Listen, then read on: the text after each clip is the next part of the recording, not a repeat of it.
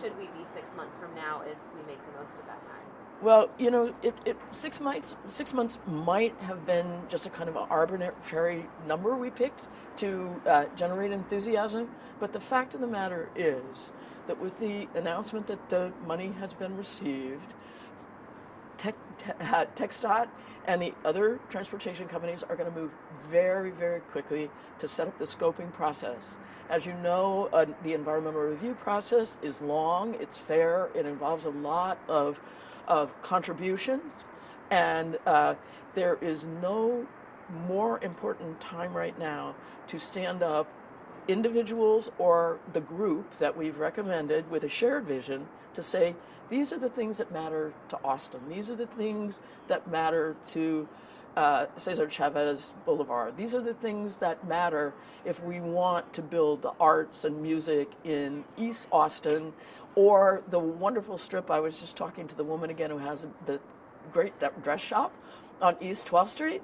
How the investment in greater safety in that road and in more development along that road can really help her and others who are the small businesses that are the backbone of many communities.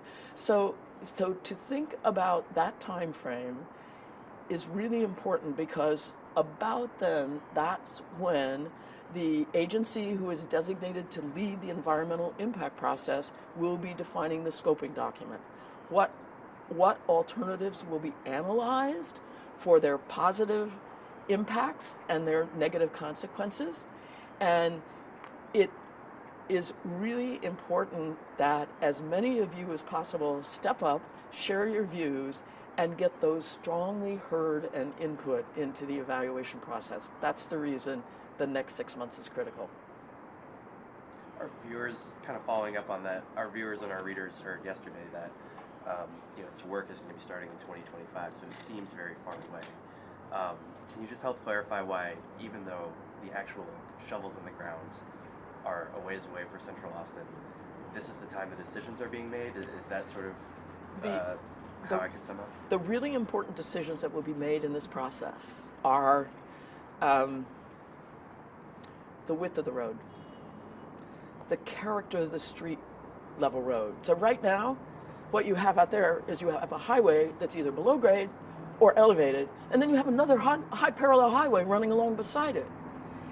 So for example, if people who live along there, and if people who travel along there, and if people who want to invest in that region could speak up and say, wouldn't it be nice? We can't get the old East Avenue back, but we could get side roads where the traffic stops at every corner.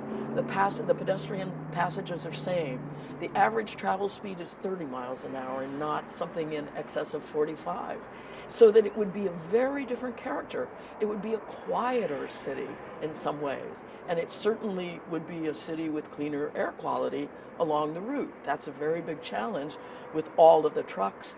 Not just because they're traveling through, but because it's so congested. They're sitting there for extensive period of time. If you want to introduce this to somebody, just take them over to one of the rooms in the Omni Hotel and look out in the morning before the sun is up. The highway is congested. So I think that the answer is that the decisions of the alternatives that would be considered for the expenditure of public money and national money, state money, from many different money sources, will be part of after the scope is set, there's another it can be a couple of years of citizen evaluation, of issuing the report on alternatives, of having them reviewed. It sounds very boring and very technical, and frankly, sometimes those books get really fat. But it is at the beginning of the process where you can make the clearest and most resonant statement about how you want this particular transportation investment to relate to everything else that's going on in the city.